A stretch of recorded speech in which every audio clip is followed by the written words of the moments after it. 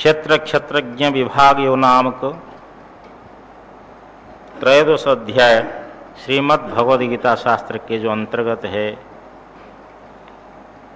जिसका विचार चल रहा है और 21वां श्लोक तक विचार हो गया था और सभी श्लोकों का उच्चारण तो हो ही गया। पूर्व पाठ का ये सारांश है, एक प्रकृति जो माया और पुरुष, ये दोनों को अनादि समझने के लिए भगवान ने कहा। और जितने विकार है, शरीर, इंद्रियां, मन, बुद्धि आदि कार्य, और जो गुण है सत्व रजतम, सुख दुख मोह के रूप से परिणत, ये सब प्रकृति से उत्पन्न हुए हैं। कार्यकरण करने में अथवा कार्य कारण करने में कर्तृत्वेन, तदाकार परिणाम में प्रकृति हेतु, और सुख दुख के भोगने में पुरुष हेतु। पुरुष का अर्थ यहाँ आत्मा है, चाहे वो बालक के अंदर में हो, चाहे वृद्ध के अंदर में हो, चाहे महिला के अंदर में हो, पशु पक्षी के अंदर में हो, जो भी है वो आत्मा का नाम पुरुष है। किसी देह का नाम यहाँ पुरुष नहीं है। और प्रकृति माया है।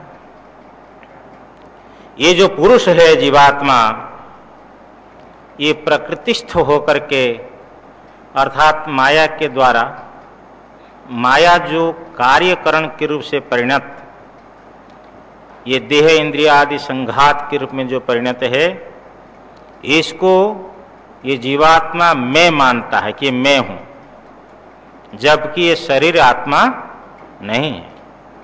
शरीर तो जन्म हुआ है, शरीर की मृत्यु हो जाती है, लेकिन आत्मा का जन्म नहीं हुआ है और आत्मा अमर है। परंतु अज्ञानवशात इसको मैं मान लेता है।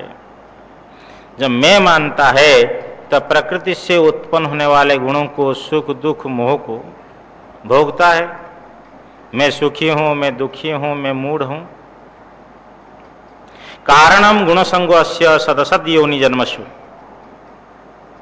ये देवता आदि योनियों में जन्म लेता है, पशु पक्षी इत्यादि में योनि में जीवात्मा जन्म लेता है, मनुष्य योनि में जन्म लेता है।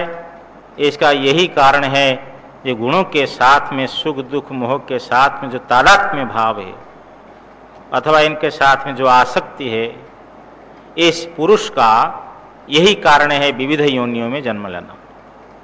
अथवा देवतादि योनियों में जो जन्म लेता है, उन जन्मों में जो सुख दुख भोगना पड़ता है, अस्य संसारस्य, ये संसार का अर्थ है सुख दुख का भोग। ऐसा कोई जीवात्मा नहीं है जो सुखी ही सुखी हो, और ऐसा कोई जीवात्मा नहीं है जो दुखी ही दुखी हो। देवता लोग सुख बाहुल्य से भोग करते हैं, लेकिन वहां भी दुख है। असुरों से उपद्रव होता है। जब यहाँ से देवता सुकर्म करके स्वर्गलोक में जाते हैं तो वहाँ उनको सीट मिलता है कि आपकी सीट यहाँ है। वो देखता है मेरे ऊपर से भी कोई बैठा हुआ है, तो उनको देख करके जलेसी भाव होता है, देखो मेरे से भी बहुत बड़ा कर्म ये किया है तो यहाँ आ गया। इस प्रकार के संसार जो है पुनर्जन्म दुखालयम, संसार में ऐसा कोई नहीं है जो केवल सुखी ही सुखी हो।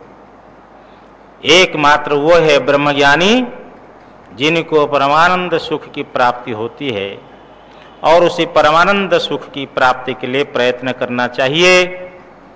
ये जो है गुणों के साथ में आसक्ति नहीं रखनी चाहिए, गुणों के साथ में तादात्म्य भाव नहीं करना चाहिए। आज का प्रसंग है कि जो आत्मा जिसके ज्ञान से ये संसार की निवृत्ति होती है, परब्रह्म, उस परमात्मा परमेश्वर के बारे में कहा, यज्ञात्वा अमृतम अश्नुते, जिसको जान करके जीवात्मा मोक्ष को प्राप्त करता है। और अन्य अपोहन, वो सत शब्द से, असत शब्द से, सत शब्द के वृत्ति से, सत प्रत्यय अथवा सत शब्द असत प्रत्यय, असत शब्द का वो वाच्यार्थ नहीं है। और अतत धर्म अध्यारोप के द्वारा भी कहा, सर्वतः पाणिपादम तत् सर्वतो खिश्रोमुखम इत्यादि, उसी का ही साक्षात निर्देश अभी किया जा रहा है। 22वां श्लोक देखिए, उपद्रष्टानुमंता च भर्ता भोक्ता महेश्वरः परमात्मेति चाप्युक्तो देहेस्मिन् पुरुषः परः। वो जो परम पुरुष है उसको उपद्रष्टा कहा गया है शास्त्र में। अनुमंता च, और अनुमंता शब्द से कहा गया, भर्ता शब्द से कहा गया उपनिषदों में, भोक्ता, भोक्ता शब्द से उनको कहा गया, महेश्वरः, महेश्वर शब्द से कहा गया परमात्मा इति, और परमात्मा शब्द से कहा गया इति च अपि उक्त, अपि च इस प्रकार कहा गया है। कहाँ श्रुतौ, वो जो इन नामों से परमात्मा का कथन किया गया, वो परमात्मा परम पुरुष कहाँ है? बोले देहेस्मिन् पुरुषः परः, अस्मिन् देहे परः पुरुषः। वो जो परम पुरुष है इसी देह में है, इसी देह में उसकी अभिव्यक्ति है, उसके प्राकट्य है, इसलिए कहा गया कि इसी देह में है। वस्तुतः वो सर्वव्यापक है, सर्वत्र है, सर्वदा है और सर्वरूप में है। केवल यहाँ उसकी प्राकट्य होने कारण से इस देह में कहा गया। अब ये जो शब्द है उपद्रष्टा, उपद्रष्टा का भगवान आद्य जगद्गुरु शंकराचार्य ने 3 अर्थ किया। अनुमंता शब्द का भी 3 अर्थ किया। पहला अर्थ उपद्रष्टा का हम करते हैं। उपद्रष्टा का अर्थ है समीपस्थ संद्रष्टा, जो पार्श्व में रह करके देखने वाला। क्या कर रहा है? कोई यज्ञ कर रहे हैं और यज्ञ को जानने वाला पास में बैठ करके देख रहा है कि ठीक कर रहा है या गलत कर रहा है। जैसे मानो हम गीता पढ़ा रहे हैं, कोई गीता के अच्छे विद्वान है, पार्श्वस्थ खड़े हो करके देख रहा है, सुन रहा है, ठीक पढ़ा रहे या गलत पढ़ा रहे। ऐसे ही समझ लो उपद्रष्टा समीपस्थ संद्रष्टा, कि जो है समीप में रह करके स्वयं कोई व्यापार नहीं करता, कोई क्रिया नहीं करता है और वो देख रहा है, इसलिए उसका नाम पड़ा उपद्रष्टा। इसलिए तो प्रत्येक जीवात्मा क्या कर रहे हैं भाई, रात्रि 2 बजे क्या कर रहा है, रात्रि 3 बजे क्या कर रहा है, वो देख रहा है या नहीं देख रहा है? वो देखने वाला है, इसलिए उपद्रष्टा। वो कुछ नहीं कर रहा है, केवल देख रहा है। एक अर्थ ये हो गया, तटस्थ होकर के वो स्वयं व्यापार युक्त न होकर के देखने वाला।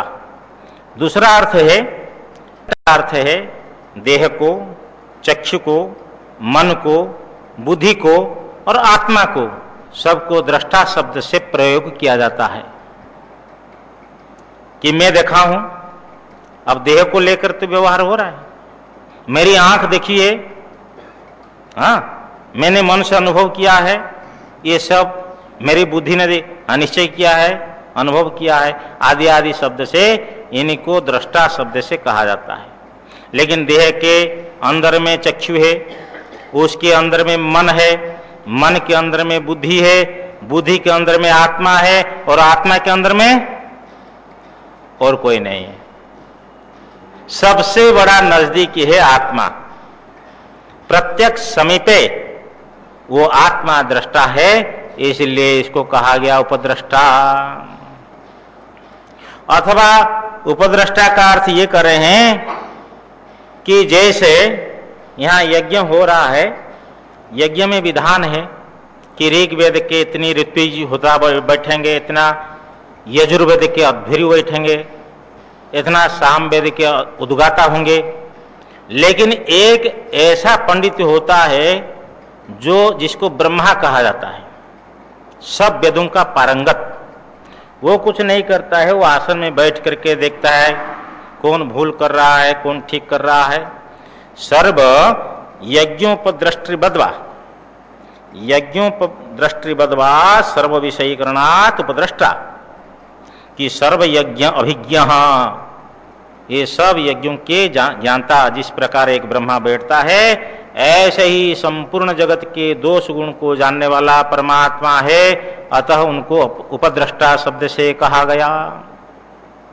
अनुमंता शब्द जो आया गीता में, यहाँ अनुमंता का भी 3 अर्थ किए भगवान शंकराचार्य ने।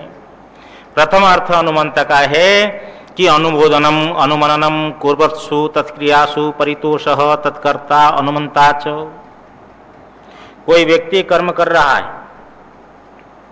उसके कर्म करते समय में पार्श्वस्थ व्यक्ति कह रहे हाँ हाँ हाँ ठीक ठीक कर रहे हो।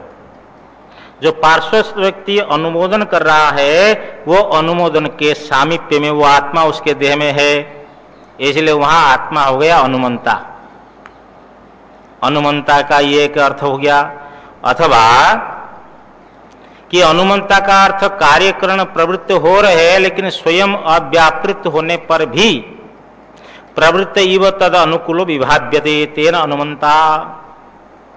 अर्थात कभी कभी हम लोग बस में चलते हैं, नौका में बैठकर चलते हैं, चल रही तो हमारी गाड़ी, नहीं लग रही कि पहाड़ घूम रहा है, ऐसे लग रहा है, हाँ पृथ्वी घूम रही है, ऐसे लग रही है।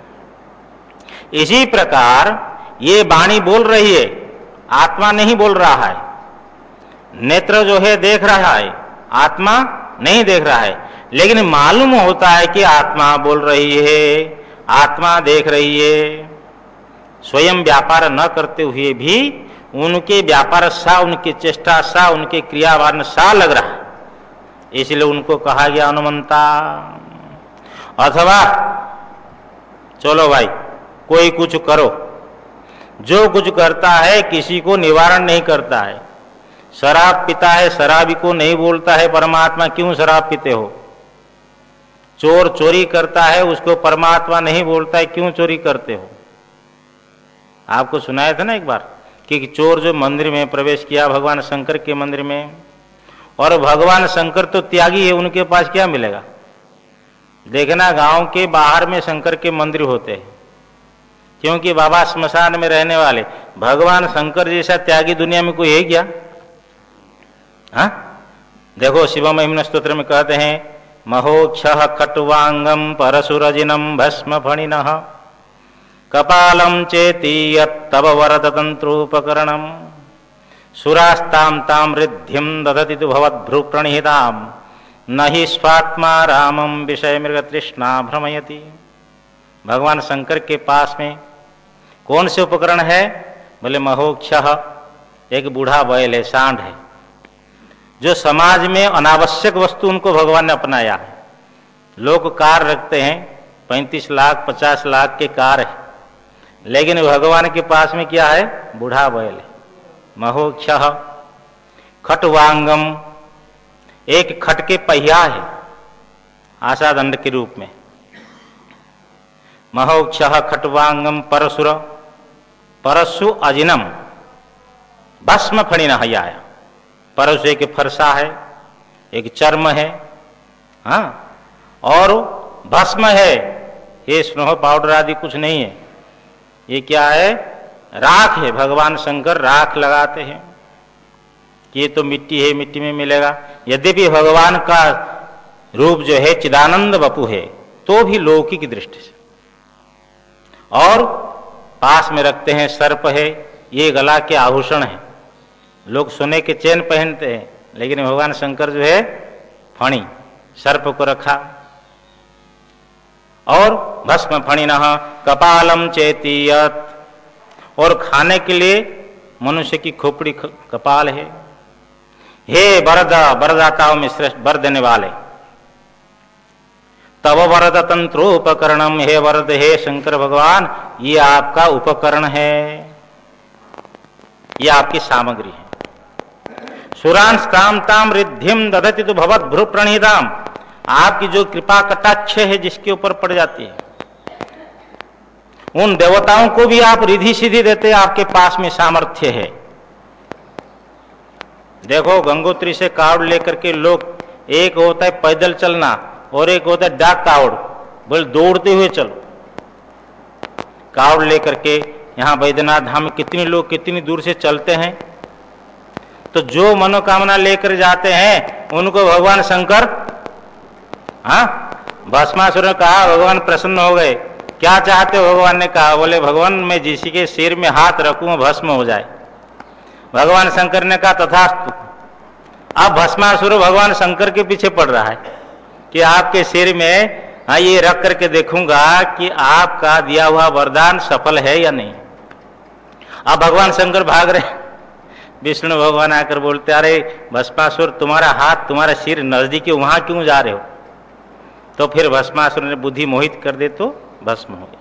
तो देखो भगवान शंकर के पास में इतना सामर्थ्य है, जो देवताओं को रिद्धि सिद्धि प्रदान करते हैं, आपकी कृपा कटाक्ष से प्राप्त होते हैं, तो भी आप ये श्मशान निवासी क्यों? इसलिए कहते हैं कि नहीं स्वात्मा रामम विषय मृग तृष्णा भ्रमयति। जो आत्मा राम है, जो ब्रह्मनिष्ठ है, जो आत्मा में निष्ठ है, उसको ये विषय रूपी मृग तृष्णा जो है, मरुमरीचिका राजस्थान में जैसा जल का आभास होता है, वास्तविक रेगिस्तान में जल नहीं हुआ करता है। इसी प्रकार ये संसार में सुख की बुद्धि होती है, वस्तुतः संसार में सुख नहीं है। वो आत्मज्ञानी को ये मृग तृष्णा जो है भ्रमित नहीं करती। इसलिए भगवान शंकर सच्चिदानंद स्वरूप है, उनके मंदिर में कोई चोर प्रवेश किया, देखा तो कुछ तो है नहीं, लेकिन एक घंटी है ऊपर में, तो उन्होंने क्या किया, तो हाथ लगाया, वो घंटी में हाथ थोड़े से बहुत लगे न लगे, तो भगवान शंकर के पिंडी के ऊपर बैठ गया, माने एक पैर रख दिया, एक पैर रख करके फिर खोला तो भी न खुले, तो दोनों पैर रख करके चढ़ गया भगवान शंकर के लिंग के ऊपर में, और घंटी खुलने लगा। तो भगवान ये वारण नहीं करते क्यों मेरे ऊपर में पैर रखते हो, किसी को भी निवारण नहीं करते हैं। और भगवान शंकर उल्टा प्रसन्न हो गए, बोले कोई मेरे ऊपर में फल चढ़ाता है, फूल चढ़ाता है, तुमने तो सारा शरीर चढ़ा दिया। बोलो सच्चिदानंद भगवान, ये तो भोले भंडारी है। तो ये हनुमंता का ये तीसरा अर्थ है, कोई क्या करता है उसको भगवान निवारण नहीं करते हैं, उनके साक्षी होकर के देखते हैं। भगवान ने मनुष्य को बुद्धि दी, विवेक दिया है, उस बुद्धि और विवेक के आधार पर मनुष्य को सत्कर्म करना चाहिए, असत कर्म से बचना चाहिए। ये हो गया हनुमंता का तीन अर्थ। परमात्मा को कहा गया भर्ता, सबके धारण पोषण करने वाला परमात्मा है। भोक्ता, सुख दुख मोहात्मक जो वृत्तियां होती है बुद्धि में, उसको स्वरूप चैतन्य के द्वारा प्रकाशित करता है, स्वयं निर्विकार रहता है, इसलिए उनका नाम भर्ता है, उपलब्धा है। ये भोक्ता, इसलिए उनका नाम पड़ा भोक्ता, भर्ता नहीं। कि जितनी सुख दुख मोहात्मक वृत्तियां हैं वो अपनी स्वरूप चैतन्य के द्वारा प्रकाशित करता और स्वयं निर्विकार है, इसलिए उनका नाम पड़ा भोक्ता। और महेश्वर, और महान है, ईश्वर है, सबके शासक। हाँ? और उनको कहा गया परमात्मा, देहादि दृष्टि से अविद्या कल्पित जो आत्मा उससे श्रेष्ठ है, इसलिए उनका कहा गया परमश्च असु आत्मा च। परम, वो परम है, वो परम भी है और आत्मा है। परम उपदृष्टित्वादि लक्षण आत्मेति परमात्मा, वो परमात्मा स्वरूप है। अपिच उक्त तो कहाँ कहा गया, ये उपनिषद में, श्रुति वाक्य में।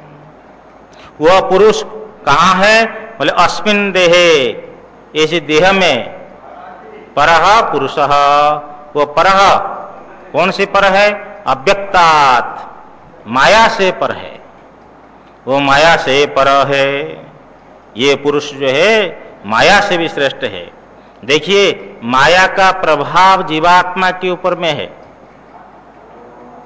परंतु माया का प्रभाव परमात्मा के ऊपर में नहीं है। परमात्मा माया को अपने वश में करके रखा है और माया जो है जीवात्मा को वश में करके रखा है। यही माया का ये वैशिष्ट्य है कि जीवात्मा को अपने वश में करके रखिए। तो ये जो परह अव्यक्तात् परह पुरुष अस्मिन देह, इसी देह में उसकी प्राकट्य अभिव्यक्ति कही, इसलिए कहा गया है उपद्रष्टा अनुमंता च भर्ता भोक्ता महेश्वरः परमात्मेति चाप्युक्तो देहेस्मिन् पुरुषः परः। इस आत्मा को जो जानता है उसको क्या फल प्राप्त होता है, आत्मज्ञान का फल क्या है, आगे बतला रहे हैं। य एवं व्यक्ति प्रकृतिम च गुणैः सह सर्वथा वर्तमानोपि न स भूयोभिजायते। कोई व्यक्ति ये सोच रहा है कि हमारे पास में अधिक धन आ जाएगा तो मैं सुखी रहूंगा। कोई व्यक्ति ये सोच रहा है कि हमारे पास में जन वैभव अधिक होंगे, अधिक जन होंगे, अधिक वैभव, अधिक प्रतिष्ठा मिलेगी, मान मिलेगा, सम्मान मिलेगा, तब हम सुखी हो जाएंगे। ये असत्य है, गलत विचार है। जब तक ब्रह्म ज्ञान नहीं होगा तब तक संसार से ये दुखों की छुट्टी नहीं होगी, दुखों की निवृत्ति नहीं होगी, कोई ना कोई एक दुख साथ में रहता है।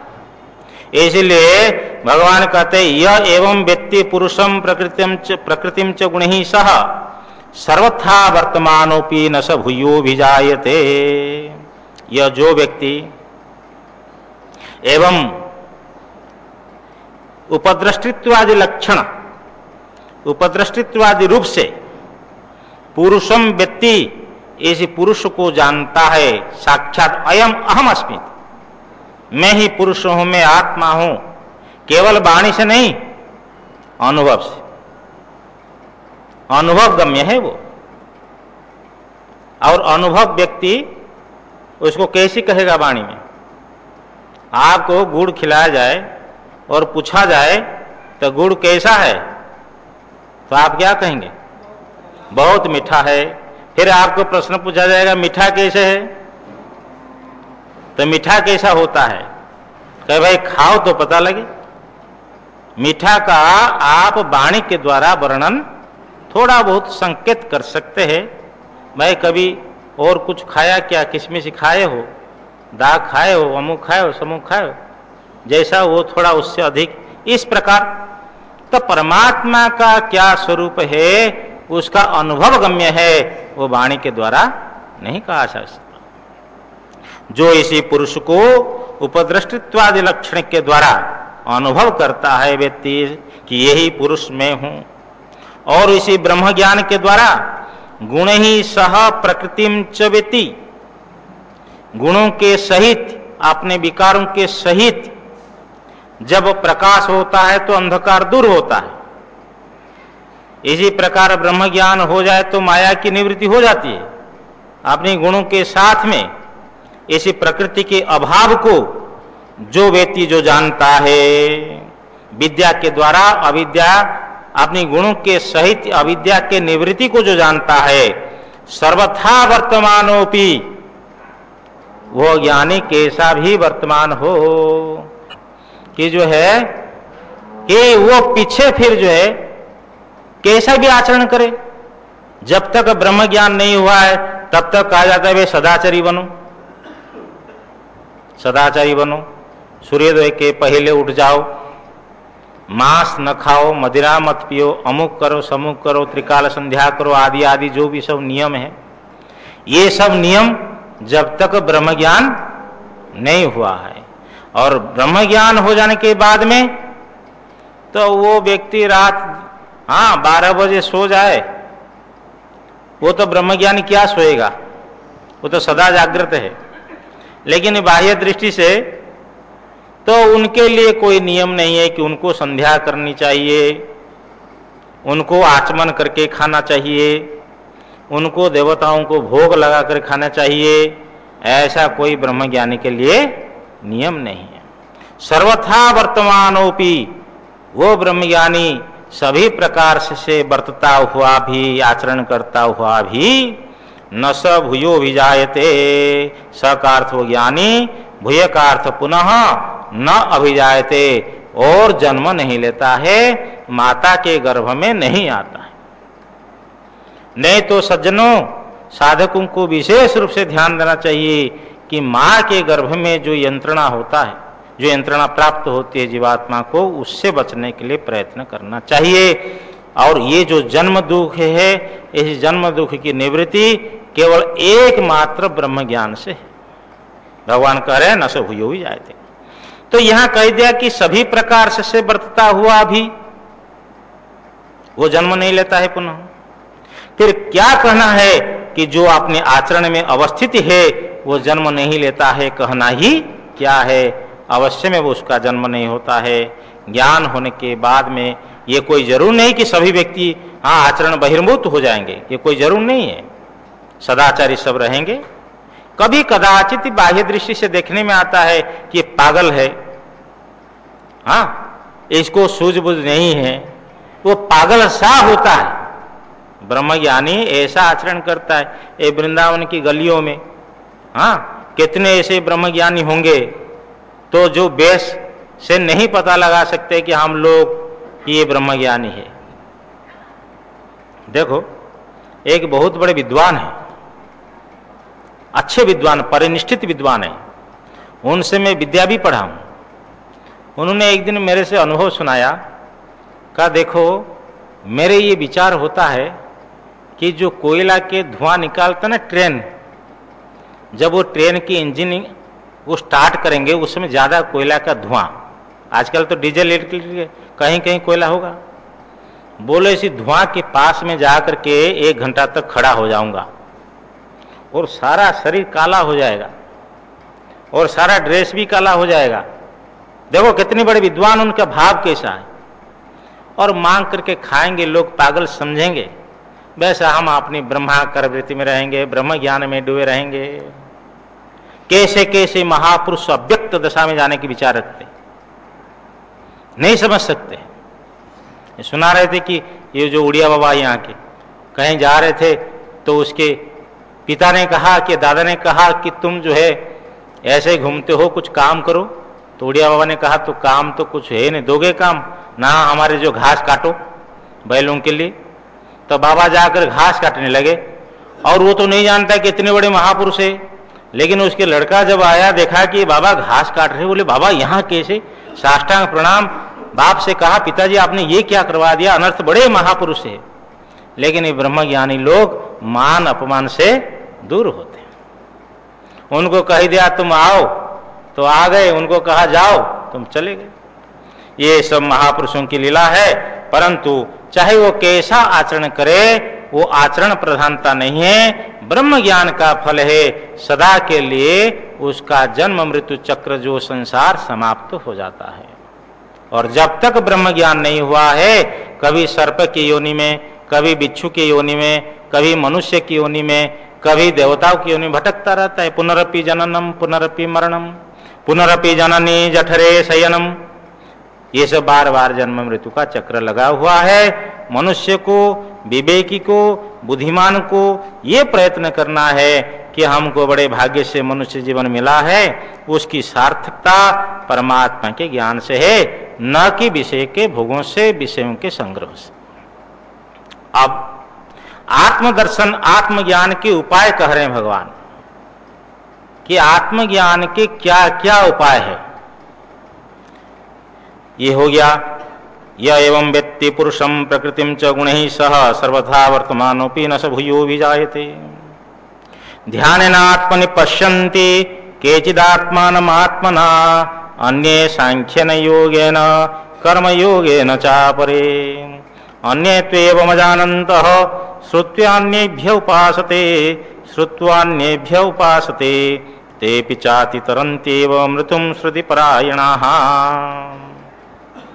कुछ लोग ध्यान के द्वारा आत्मा को साक्षात्कार करते हैं, कुछ लोग सांख्य योग के द्वारा, कुछ लोग कर्मयोग के द्वारा, और कुछ लोग ये ध्यान योग, सांख्य योग, कर्मयोग ये सब नहीं जानते हैं। गुरु ने कहा कि ऐसा चिंतन करो, बस लग गए और उस चिंतन से ये भी आत्म साक्षात्कार कर गए। अब देखो, ज्ञान का साधन है ध्यान, ज्ञान का साधन है सांख्य योग और कर्म योग। एक महापुरुष, नाम नहीं लूंगा, गीता के ऊपर में इतनी बड़ी हिंदी टीका लिखे, देखो, समाज में प्रबुद्ध है। ऋषिकेश में उनके पास हम जब गए, कहा देखिए शंकराचार्य महाराज ज्ञान से मुक्ति मानते हैं और गीता जो है तीनों से मुक्ति मानते हैं, ध्यान योग, सांख्य योग, कर्म योग। उस समय में तो हम उनका उत्तर नहीं दे पाए, बुद्धि में कोई बात ही नहीं आई, और वो आश्चर्य होने लगे कि भाई यदि ध्यान योग, सांख्य योग और कर्म योग तीनों मोक्ष का साधन हो जाएगा तो उपनिषद सिद्धांत ही बाधित हो जाएगा, क्योंकि उपनिषद सिद्धांत तो ज्ञान से मुक्ति है। तो फिर इसी विचार में हम रहे, ऐसे विचार करते करते ऋषिकेश कैलाश आश्रम में रहते थे, उस समय आए और एक भगवान की प्रेरणा हुई कि ये किसी की गीता पढ़ करके भ्रांति ना हो, इसलिए स्पष्ट कर रहा हूं कि ये जो भगवान ने एक शब्द कहा है, ध्यानेन आत्मनि पश्यन्ति, दृश्य धातु जो है अवलोकन अर्थ में, दृश्य अवलोकन संस्कृत व्याकरण में आता है। अवलोकन का अर्थ होता है ज्ञान, और ध्यान के द्वारा ज्ञान करते हैं, अनुभव करते हैं, तो ये अनुभव के साधन है, मोक्ष का साधन नहीं है। मोक्ष का साधन है ज्ञान, ज्ञान के साधन है ध्यान। आप ये नहीं कह सकते कि बिना ज्ञान से, ज्ञान नहीं हुआ और ध्यान से मुक्त हो गया, ज्ञान नहीं हुआ आप कहेंगे सांख्य योग से मुक्त हो गया। आप ये नहीं कह सकते ज्ञान के बिना कर्म योग से भी मुक्ति हो जाए, असंभव। इसलिए ज्ञान के साधन इन श्लोकों में बोल रहे हैं भगवान। देखिए पंक्ति लगाइए, केचित कुछ लोग, अच्छा, केचित कुछ लोग, हाँ, यहां ध्यान करते हैं। ध्यान शब्द का अर्थ क्या है? जो शब्द, स्पर्श, रूप, रस और गंध, ये 5 विषय हैं। इन 5 विषयों में जो अपनी इंद्रियां वहां पहुंची है, उन इंद्रियों को विषयों से हटा करके मन में उपसंहार करके और मन को प्रत्येगात्मा में, आत्मा में आधान करके एकाग्रता रूप से जो आत्मा का चिंतन है, उसी का नाम ध्यान है। केचित कुछ योगी लोग ध्यानेन, ध्यान के द्वारा सर्वदा अपने आत्मचिंतन करते कि मैं आत्मा हूं, मैं शरीर नहीं हूं, मेरी कोई जाति नहीं है, कोई कुल नहीं है, कोई गोत्र नहीं है, मैं स्त्री नहीं हूं, मैं पुरुष नहीं हूं, मैं ब्राह्मण नहीं, क्षत्रिय नहीं, वैश्य नहीं, शूद्र नहीं, सन्यासी नहीं हूं, वानप्रस्थ नहीं हूं, गृहस्थ नहीं हूं, ब्रह्मचारी नहीं हूं, मैं आत्मा हूं, मैं ब्रह्म हूं। इस प्रकार ब्रह्म का चिंतन, इसी का नाम ध्यान है। विषयों से मन को हटा करके आत्मचिंतन एकाग्रता पूर्वक। तो केचित कुछ योगी लोग ध्यानेन, ध्यान के द्वारा, आत्मना, शुद्ध मन से, आत्मनि, बुद्धि में, आत्मानं पश्यन्ति, अंतरात्मा का अनुभव करते हैं। कुछ योगी लोग ध्यान योग के द्वारा अपनी बुद्धि में शुद्ध अंतःकरण के द्वारा आत्मा का अनुभव करते हैं। दर्शन करने का अर्थ अनुभव करते हैं। अन्य सांख्यन योगेन, और दूसरे लोग सांख्य योग के द्वारा, सांख्य योग का अर्थ है समझ लो विचार योग है कि ये जो है सत्वगुण, रजगुण, तम, ये सत्व रज तम गुण है, मेरे द्वारा ये दृश्य है, मैं इनसे अलग हूं, भिन्न हूं, उनके चेष्टाओं के साक्षी स्वरूप हूं, नित्य हूं, ऐसे विलक्षण आत्मा हूं। देखो कैसे विचार करते, जैसे हम बैठे और हमारे मन में क्रोध आ गया। अब व्यक्ति तो यही सोच रहा है कि मैं क्रोधी हूं, लेकिन वो विचारक सोचता है क्रोध मन में आया। जैसे किसी के घर में रात में चोर प्रवेश किया, तो चोरी करने के चाहा, लेकिन देखा सुना कि आदमी खांस रहा है, तो अब चोर घुसेगा क्या? चोर समझ गया कि अभी जगा हुआ है, अर्थात जगने वाले व्यक्ति के घर में चोर नहीं घुसता है। तो जो साधक जगता है, अपनी बुद्धि में काम, क्रोध, लोभ, मोह आदि आते हैं, उनको देखता है कि ये बुद्धि का धर्म है, अब ये काम का प्रवाह चला, अब क्रोध का प्रवाह चला है, ये लोभ का प्रवाह चला है, मैं इनसे अलग हूं, मैं इनसे भिन्न हूं, मैं आत्मा हूं, मैं दृष्टा हूं, ये दृश्य है, इस प्रकार जो विचार करता है, समझ लो कोई व्यक्ति जगा हुआ है। ऐसे सजग पुरुष के प्रति फिर ये गुणों का प्रभाव नहीं होता है। तो इस प्रकार अन्य दूसरे लोग विचारक सांख्य न योग न, सांख्य योग के द्वारा, विचार योग के द्वारा कि ये दृश्य है, मैं दृष्टा हूं, मैं आत्मा हूं, ये अनात्मा है, इनके साथ मेरा कोई संपर्क नहीं है, ये सब अनित्य है, नाशवान है, मैं नित्य हूं, इस प्रकार विचार योग के द्वारा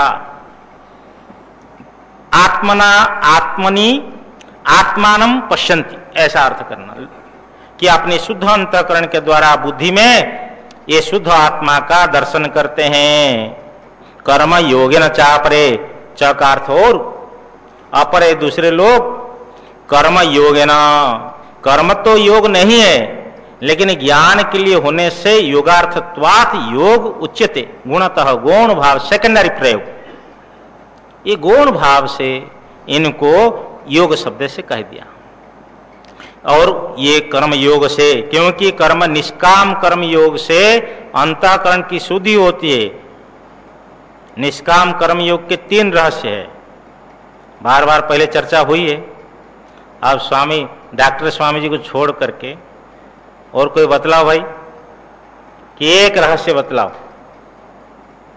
हाँ जी, भूल गए बाबा? कर्म योग के 3 रहस्य है। हाँ बोलिए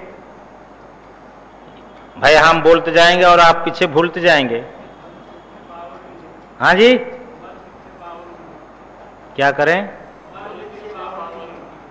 नहीं, कर्म योग से वो तो मल विक्षेप आवरण की निवृत्ति, कर्म से मल की निवृत्ति ये कर्म का फल है, लेकिन निष्काम कर्म योग हम कैसे कहेंगे?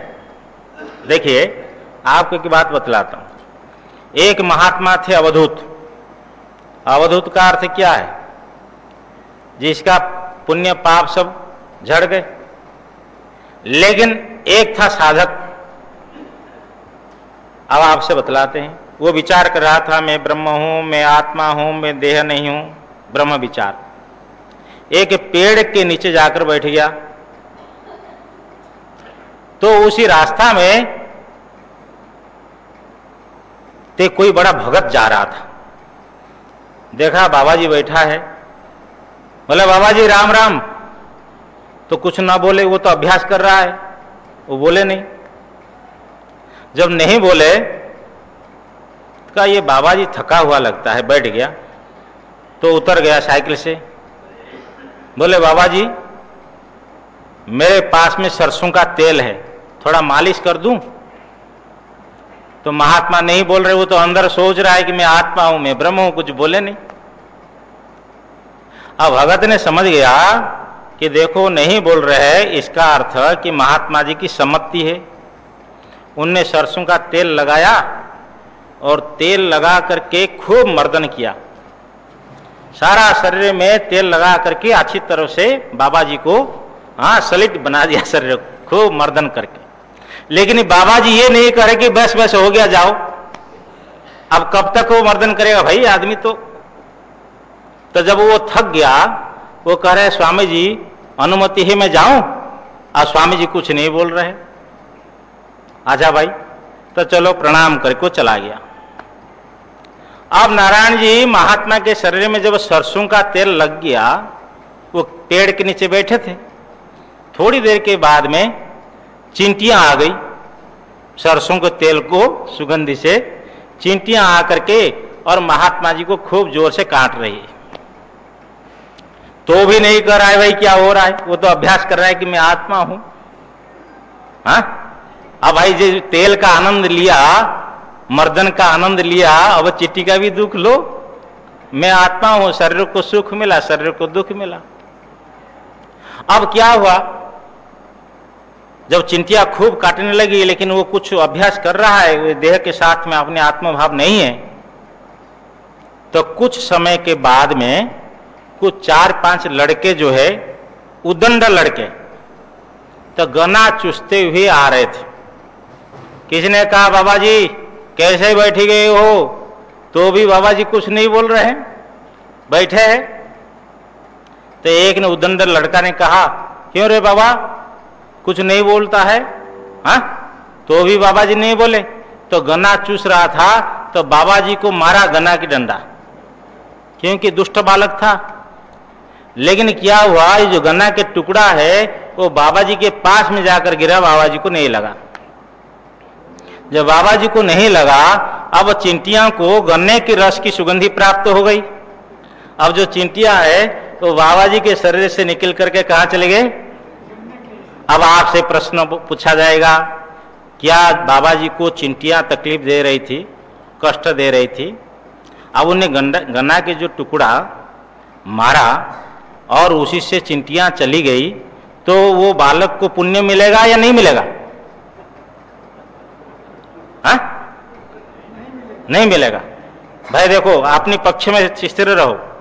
अच्छा, जो तेल लगाया जिसके कारण से चिंटियां लगी, तो उनको पाप मिलेगा या नहीं मिलेगा?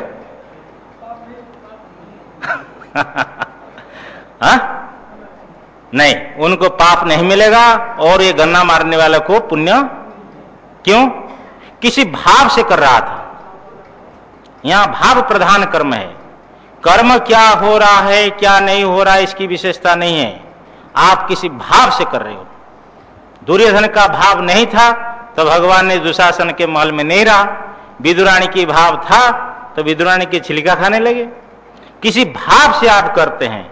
निष्काम कर्मयोग का 3 रहस्य है, और तो नहीं भूलेंगे, मैं बोल दूं कि एक बात है कि अंदर में संसार की कामना न हो।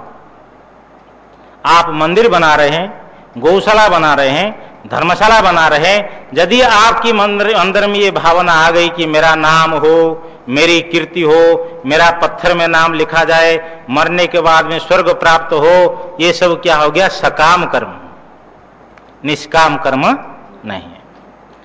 दूसरा है कि जो आपके द्वारा हो रहा है उसका अहंकार नहीं होना चाहिए, करने का अहंकार न हो, कर्तृत्व अभिमान रहित। नहीं तो रास्ता में चलते समय महाराज इस मंदिर में मैंने 21,000 रुपया दान दिया, आदमी बोल देता है मैंने ये मंदिर बनाया, मैं पाठशाला बनाई, गौशाला बनाई, करने का अहंकार आ जाता है। ये करने का अहंकार न हो तो वो कर्म हो जाता है निष्काम कर्म। और इन हाथों के द्वारा, इन शरीरों के द्वारा जो हुआ है, जो हो रहा है, वो परमात्मा को अर्पण कर दें। तोदियम वस्तु गोविंद तुभ्यमेव समर्पये। ये तीनों चाहिए। संसार की कामना न रखते हुए कर्म का अनुष्ठान हो, करने का अहंकार न हो, और प्रभु समर्पण हो, तब निष्काम कर्म होता है।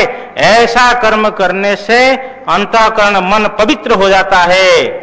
और निर्मल मन जन सो मोहि पावा, मोहि कपट छल छिद्र न भावा। रामायण में जिसका मन निर्मल हो जाता है उसको परमात्मा प्राप्त हो जाते हैं। वो मुझे प्राप्त करता है, मुझे कपट छल छिद्र नहीं भाता है। इसलिए कर्मयोग, निष्काम कर्मयोग के द्वारा अंतःकरण की शुद्धि और ब्रह्म ज्ञान की प्राप्ति, उसी से मोक्ष। इसलिए कर्म को योग शब्द से कहा गया। अन्य सांख्यन योगिना, दूसरे सांख्य योग के द्वारा आत्मा का अनुभव करते हैं शुद्ध आत्मा से अपनी बुद्धि में। अपरे च कर्म योगेन पश्यन्ति, और दूसरे लोग कर्म योग के द्वारा, निष्काम कर्म योग के द्वारा अपने अंतःकरण, शुद्ध अंतःकरण से आत्मा को अपनी बुद्धि में दर्शन करते हैं, अनुभव करते हैं। तो ज्ञान के 3 साधन हो गए हैं। क्या क्या? ध्यान, सांख्य योग और कर्म योग। उसके बाद में अन्येत्वेव मजानन्तः श्रुत्वा अन्येभ्य उपासति तेपि चाति तरन्त्येव मृत्युम श्रुतिपरायणाः। अन्य तो परंतु दूसरे लोग एवं अजानन्तः इस प्रकार कि ये जो आत्मा उपद्रष्टृत्वादि लक्षण वाले उपद्रष्टा अनुमंता भर्ता भोक्ता महेश्वर परमात्मा ये जो कहा गया इस रूप से न ध्यान युग के द्वारा न सांख्य युग के द्वारा न कर्म युग के द्वारा इसे आत्मा को इस प्रकार आत्मा को न जानन्तः अजानन्तः नहीं जानते हुए अन्येभ्य श्रुत्वा उपासते दूसरे गुरुजनों से सुन करके उपासना करते हैं चिंतन करते हैं। तेपि वे भी श्रुति परायणाः केवल परोपदेश प्रमाण वाले उनके स्वयं विवेक नहीं है बुद्धि नहीं है केवल श्रवण को ही परम प्रमाण मानने वाले केवल परोपदेश प्रमाणाः परोपदेश को प्रमाण मानने वाले स्वयं विवेक रहिता इति अभिप्राय भाष्यकार लिख रहे कि स्वयं विवेक नहीं है उनमें। ऐसे व्यक्ति जो श्रुति परायण है श्रुति ही श्रवणम परम अयनम गमनम मोक्ष मार्ग प्रवृत्तु परम साधनम येषां ते श्रुति परायणाः केवल मोक्ष मार्ग की प्रवृत्ति में जो श्रवण है श्रुति है परम अयन गमन साधन जिन लोगों के पास में हो ये जिन लोगों के लिए हो तो ये लोग हो गए केवल उपदेश प्रमाण वाले स्वयं विवेक रहित दूसरे आचार्यों से सुन करके उपासना करते हैं चिंतन करते हैं। तेपि वे भी ये तेपि श्रुति परायणाः ते श्रुति परायणाः अपि ये श्रुति परायण वाले भी मृत्युम अति तरन्त्येव ये ते श्रुति परायणाः अपि च और ये श्रुति परायण वाले भी मृत्युक्त संसार को अतिक्रमण कर जाते हैं ये संसार को पार कर जाते हैं। फिर क्या कहना है जो विवेकी है बुद्धिमान है स्वयं ये ध्यान युग आदि के द्वारा प्रयत्न करने वाले हैं ये मृत्युयुक्त संसार को पार करते हैं कहना ही क्या है अवश्य में पार हो जाते हैं। तो ये मृत्यु को पार करना अर्थात है मृत्युयुक्त संसार जिस समय में शरीर से प्राण निकलता है ना ये संधियों से मर्मों से जब प्राण निकलता है उसी समय में लगता है कि जैसा कोई काटता हो। ये संसार में ऐसा कोई जीवात्मा नहीं है जो अज्ञानी हो और जन्म मृत्यु का अनुभव न किया हो। इसीलिए भगवान ने कहा इस संसार को ये मृत्यु को पार कर जाते हैं अर्थात मृत्युयुक्त संसार को पार करते हैं। जहां भी जाओ वो जिस योनि में भी जाइए। हाँ मध्वाचार्य ने कहा कि मरते समय में 100 बिच्छुओं का डंक एक बिच्छू नहीं हाँ 1000 कहा या 1000 बिच्छुओं का जो 100 नहीं 1000 1000 बिच्छुओं का डंक से जो कष्ट होता है जीवात्मा को मृत्यु समय में उतना ही कष्ट होता है। उस समय अपने परिवार वाले कोई नहीं होते हैं उस समय अपने पास में धन वैभव कुछ नहीं होता है भैया। जो अभ्यास किए होंगे जो भगवान का नाम स्मरण किए होंगे उसमें भगवान की कृपा हो और भगवान का नाम स्मरण हो जाए वही आपके साथ में। इसलिए मृत्युयुक्त मृत्युयुक्त संसार को पार करने के लिए प्रयत्न करना चाहिए इस प्रकार। परंतु इस प्रकार आत्मा को दूसरे लोग नहीं जानते हुए ध्यान योग आदि के द्वारा किसी भी साधन के द्वारा नहीं जानते हुए दूसरों से सुन करके उपासना करते हैं चिंतन करते हैं। ते अपिच ते श्रुति परायणा अथवा ते श्रुति परायणा अपिच और ये श्रुति परायणा लोग भी मृत्युम अतितरन्त्येव मृत्युयुक्त संसार को पार करते ही हैं। फिर क्या कहना है जो प्रमाण प्रति स्वतंत्र विवेकी है वो मृत्युयुक्त संसार को पार करते हैं कहना ही क्या है। अब जो है क्षेत्रज्ञ का एकत्व विषय जो ज्ञान है जो ब्रह्म है वही जीव है। ये जो एकत्व ज्ञान जो है ये मोक्ष का साधन है। जिसको भगवान ने कहा यज्ञात्वा अमृतम अश्नुते, यज्ञात्वा अमृतम अश्नुते, जिसको जान करके मोक्ष का अनुभव करता है। क्यों? ज्ञान से मुक्ति क्यों? ऐसा आपसे बतलाया जाएगा कि एक रस्सी पड़ी है और वो मंद अंधकार में किसको ये अनुभव हो गया, भ्रांति हो गई, भाई सर्प पड़ा हुआ है, तो वह सर्प डंडा लगाने पर जाएगा या नहीं जाएगा? हाँ? स्वामी जी कह रहे जी माने वो जो रस्सी है मंद अंधकार में देखने में आ रहा है कि ये सर्प जैसा है, सर्प है, सर्प जैसा नहीं है। अब डंडा लगाने पर जाएगा क्या? कोई मंत्र फूंकने पर जाएगा तो किसे जाएगा? प्रकाश आएगा तो वो जो है रस्सी में सर्प की भ्रांति निकल जाएगी। अच्छा, प्रकाश से रस्सी कहीं चली जाएगी क्या? आप कितने प्रकाश करो, रस्सी कहीं जाएगी क्या? क्यों नहीं जाएगी? क्योंकि व्यवहार में रस्सी यथार्थ है। सर्प क्या हो गया? कल्पित। किसी को भ्रांति हो गई वे सर्प है। तो जब कल्पित पदार्थ प्रकाश के द्वारा निवृत्त होते हैं, ये संसार की निवृत्ति ब्रह्म ज्ञान से क्यों होती है? ये माया की निवृत्ति ब्रह्म ज्ञान से क्यों होती है? क्योंकि माया कल्पित है। यदि यथार्थ हो तो ब्रह्म ज्ञान से इसकी निवृत्ति नहीं हो सकती।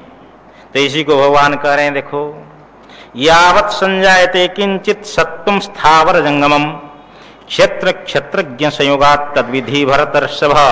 हे भरत वंश में श्रेष्ठ ऋषभ, हे अर्जुन, यावत् सत्वम, यावत् किंचित माने जो कुछ, यत् किंचित, सत्वम कौन वस्तु?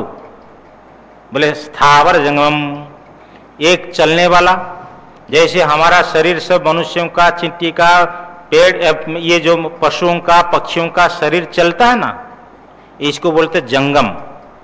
और पेड़ पौधा का जो शरीर खड़े हैं तो उसको बोलते स्थावर।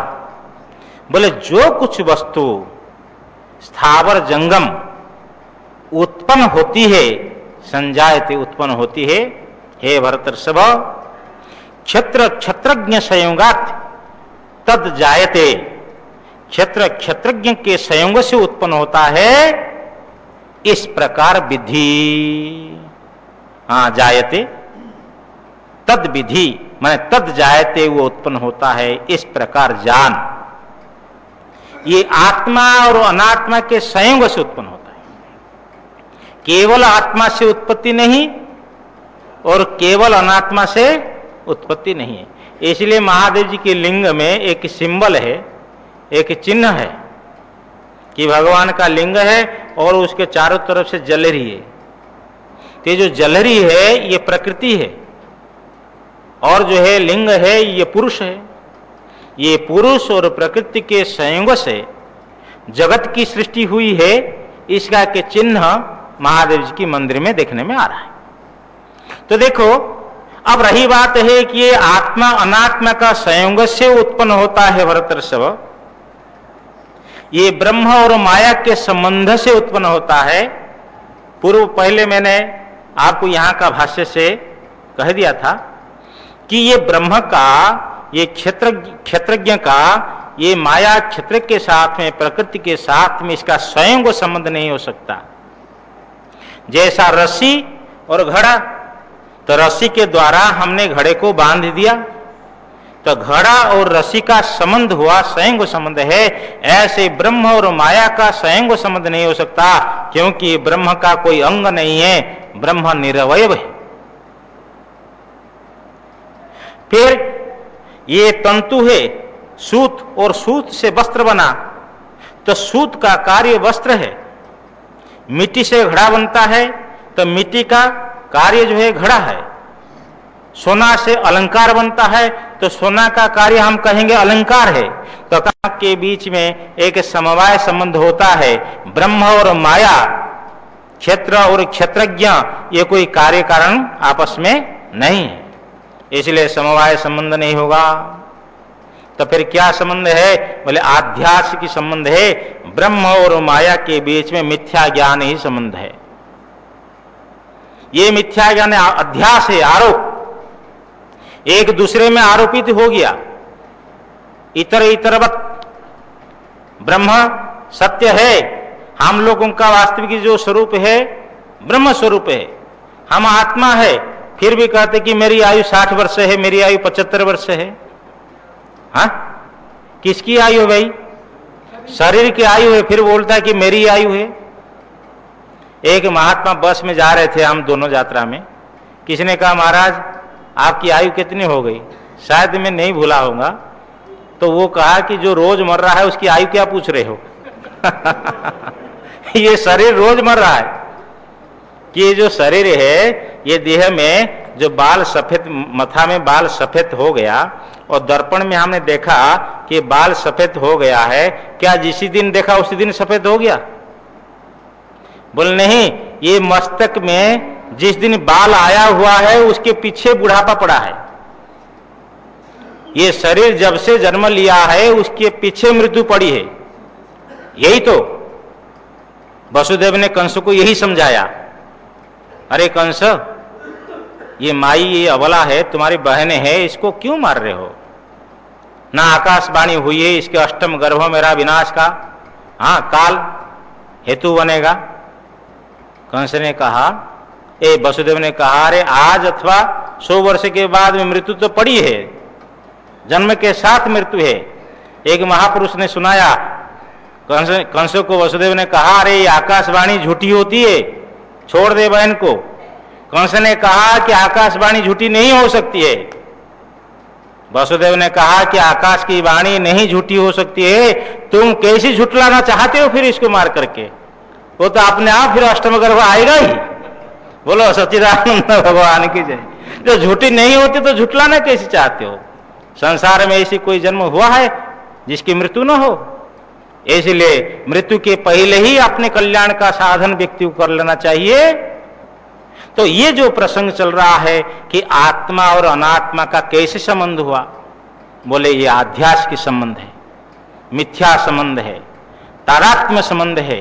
प्रकाश और अंधकार का संबंध हो ही नहीं सकता, ये ऐसा संबंध हो गया है। इसलिए आत्मा सत्य होने पर भी, आत्मा अजन्मा होने पर भी हम कहते हैं कि भाई मैं मर जाऊंगा, है तो अजन्मा, है अमरण धर्मा, लेकिन कह रहा है कि मेरा यहां जन्म हुआ है, मैं मर जाऊंगा। ये अनात्मा का धर्म को आत्मा में और आत्मा का धर्म को अनात्मा में, कि ये है शरीर है, ये शरीर है जो सत्ता है वो आत्मा की सत्ता है, शरीर की सत्ता नहीं है, इत्यादि सब धर्म का सच्चिद आनंद स्वरूप का। भाई विषय, हाँ विषय के पीछे जीवात्मा क्यों पड़ता है? उससे सुख मिलता है, लेकिन सुख उसका धर्म है, स्वरूप। धर्म का अर्थ यहां स्वरूप है, स्वरूपात्मक धर्म है। तो परंतु जैसे कुत्ता है, सूखी हड्डी को लेकर चबाता है, उसको लाख समझाओ, अरे भैया ये सूखी हड्डी में खून नहीं है, इसके पीछे क्यों पड़ रहे हो? क्या कुत्ता मानेगा? वो अविवेकी है, उसके पास में विवेक नहीं है, उनकी भ्रांति है कि नहीं ये हड्डी से ही सुख मिलेगा। ऐसा ही संसारी प्राणी ये समझता है कि पुत्र परिवार से सुख मिलेगा, धन से सुख मिलेगा, मान प्रतिष्ठा से सुख मिलेगा, इसलिए उसी के पीछे पड़ा हुआ है। तो ये सुख जो आत्मा है उसको अनात्मा में कल्पित करके ऐसा प्रवृत्त हो रहा है। और जो विवेकी है तो वो फिर उन सब को त्याग करके आत्मा सुख, ब्रह्मानंद सुख को प्राप्त करने के लिए प्रयत्न करता है। ये बहुत बड़े मार्मिक प्रसंग, त्रयोदश अध्याय जो है गीता में, जो 13वां अध्याय है, इसी में वेदांत का दर्शन, ऐसे तो 15वां अध्याय को भगवान ने शास्त्री ही कहा है, तो 13वां अध्याय के इस प्रसंग को समझने पर और इसी के अनुसार यदि कोई व्यक्ति विवेक करता है, उनका विवेक जागृत होता है, उनको ज्ञान प्राप्त होता है, मुक्त हो जाता है। अगला प्रसंग कल सुनाएंगे। ओम पूर्णमदः पूर्णमिदं पूर्णात् पूर्णमुदच्यते पूर्णस्य पूर्णमादाय पूर्णमेवावशिष्यते। ओम शांति शांति शांति। शंकरं शंकराचार्यं केशवं बादरायणं सूत्रभाष्य कृतौ वन्दे भगवन्तौ पुनः पुनः। ईश्वरो गुरुरात्मेति मूर्तिभेद विभागिने व्योमवद्व्याप्तदेहाय दक्षिणामूर्तये नमः। ओम शांति शांति शांति। सच्चिदानंद भगवान की जय।